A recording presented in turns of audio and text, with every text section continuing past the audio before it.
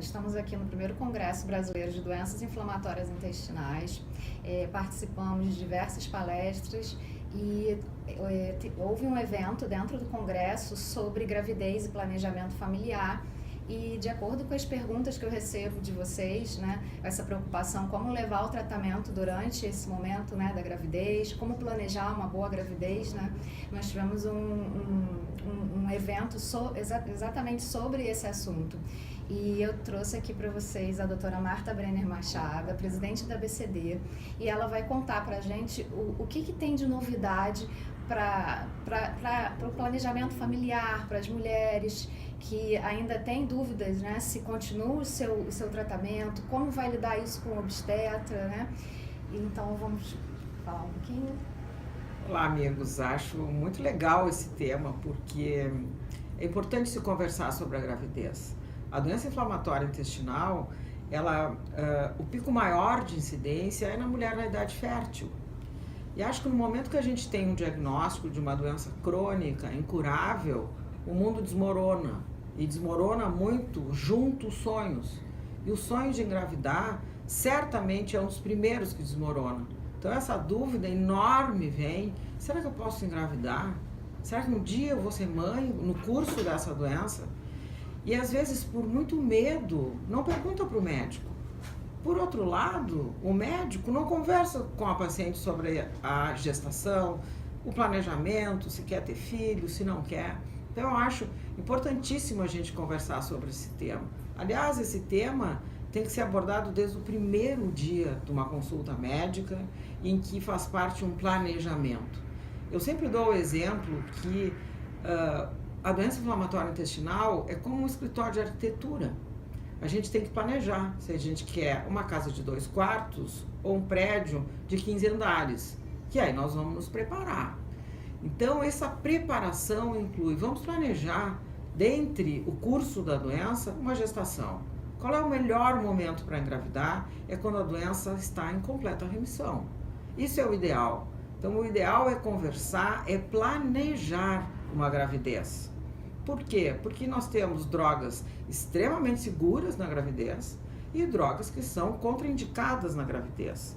E a paciente tem que saber para optar o melhor momento de engravidar. Então esse planejamento com o seu médico, com a equipe de obstetrícia é fundamental. Por quê? Porque foi feito um estudo na Holanda que as mulheres que engravidaram com a doença em remissão, com drogas seguras, como a gente vai conversar na gravidez, não houve problema. 80% teve uma gravidez normal, um parto normal e a criança nasceu sem nenhum problema.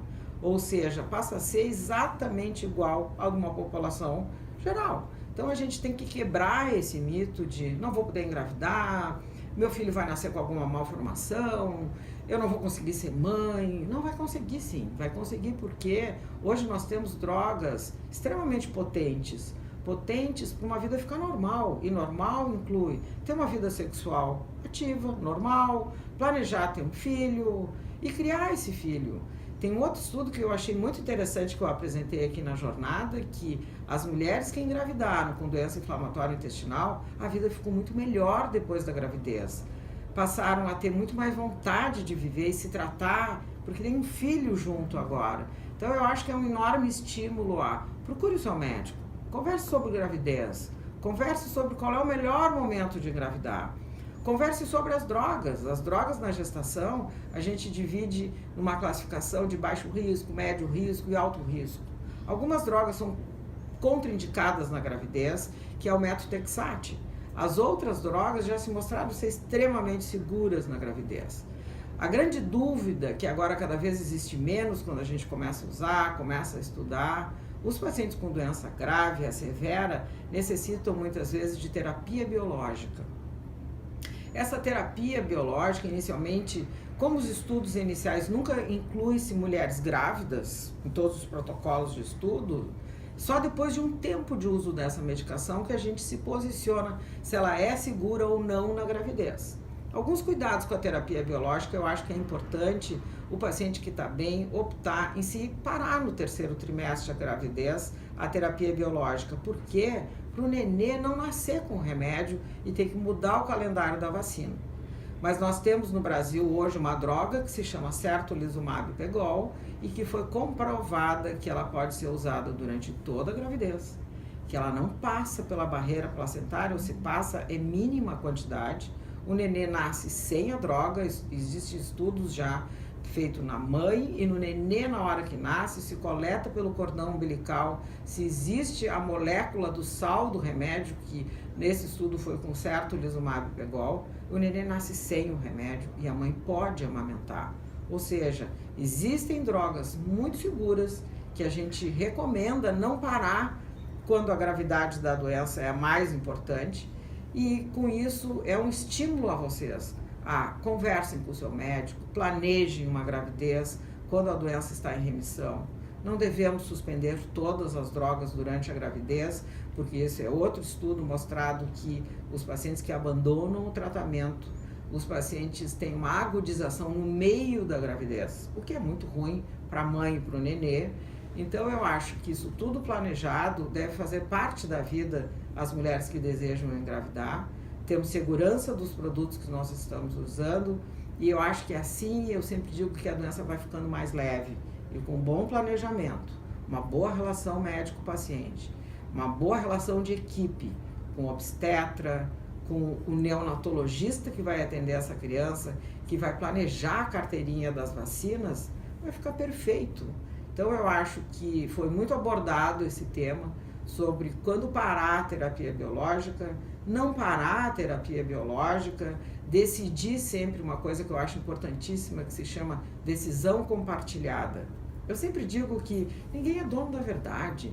Lidamos com uma doença autoimune que nos pega de surpresa vocês e a nós também. Então essa harmonia de decisão compartilhada, sempre pesando risco-benefício, é o ideal. Isso dá segurança para vocês e dá segurança para nós também. Lidar com essa doença é que nem um casamento, de vez em quando nós estremida no meio e a gente volta à velocidade de cruzeiro depois. Então eu quero incentivar a todas as mulheres com doença inflamatória intestinal que desejam ter um filho, sigam o seu sonho. É possível e o mundo, quem sabe, vai ficar muito melhor. Obrigada, doutora Marta, pelo seu empenho, pela sua dedicação em prol de nós pacientes com DI. É visível assim, o amor que a senhora tem pela ABCD, pelos pacientes, e eu agradeço muito em nome de todos os pacientes. E eu quero fazer um comentário que eu estou felicíssima com a presença da Lêndica aqui, da Farmálida aqui, da DI Brasil aqui. Eu acho que isso é pioneiro, é a primeira vez no Brasil que as associações que fazem toda a diferença nessa doença estão participando ativamente, assistindo os debates, vendo da nossa dificuldade, da nossa luta nesse congresso, e isto para passar para vocês. E isso é uma família em que todos nós estamos com a mesma bandeira torcendo pelo mesmo time.